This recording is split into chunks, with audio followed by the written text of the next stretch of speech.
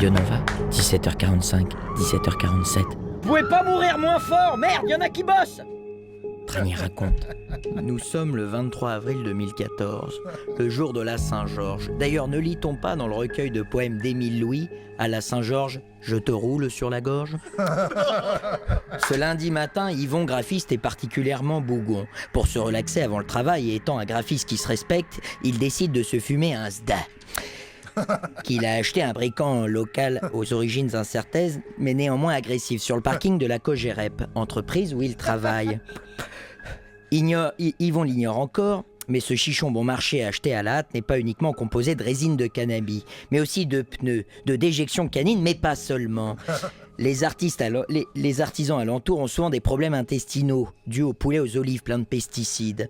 Ce jour-là, Yvon a donc fumé du cannabis au caca d'agriculteurs pesticidés marocains. C'est en tout cas ce que le médecin légiste confirmera au parquet quelques jours après son décès. Son joint de chichon consumé, Yvon se dirige bon an mal an à son bureau. Il passe par l'accueil où il y croise Corinne, la standardiste. « Coucou Corinne, mais faut arrêter avec ça, mon nom c'est Kadiatou !» Yvon est de droite et il déteste être remis à sa place par le petit personnel, basané de surcroît. Oui, Yvon est graphiste et de droite, car il a des ambitions. À son bureau, préoccupé par l'altercation qu'il a eue au standard, il rumine. « Satané Corinne !» s'emporte-t-il. Ce n'est pourtant pas l'éducation qu'il a reçue, mais la colère est trop forte.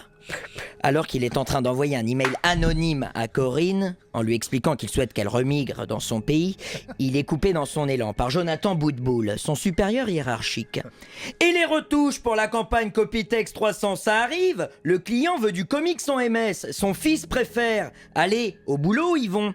Les rapports entre Jérôme et Yvon sont très tendus depuis quelques mois. En effet, lors du pot de départ de Michel Maillet, il y a 3 mois, Yvon s'était lancé dans une imitation maladroite de Patrick Abitbol, La vérité si je mens. Sur ma vie, c'est pas cher. Même les vices, ils en font pas des comme ça. Aïe, aïe, aïe, imitation qui n'a pas fait l'unanimité. Yvon, estimant que son imitation n'avait pas été comprise et qu'on ne peut plus rien dire avec ces gens-là, avait décidé de ne plus parler à Jérôme, qui ne se prive pas de le réprimander dès que l'occasion se présente. L'ambiance est glaciale, Thomas. Il est maintenant 10h40 et Yvon décide de prendre un café pour faire redescendre son ouinge, comme disent les jeunes aux alentours. « Salut Monique, comment ça va ce matin ?» lance-t-il à la vieille Momo, qui durant sa fringante jeunesse avait la cuisse légère au sein de la Cogerep. En effet, même les plus vilains stagiaires lui avaient léché le post-it, s'il voit ce que je veux dire. C'est alors que la réponse de Monique fit basculer Yvon dans une colère monstre. « Oh ben ma foi, comme Alain dit !» C'en est trop pour Yvon. Il attrape une agrafeuse et s'arrache un testicule en poussant des cris d'animaux. Des animaux que sa petite sœur avait l'habitude de noyer dans l'étang en sifflotant les airs du lac du Connemara. Il attrape sa couille encore fumante et la jette dans le café de Monique, terrorisé. « Et là, il est comment ton lundi, vieille pute ?»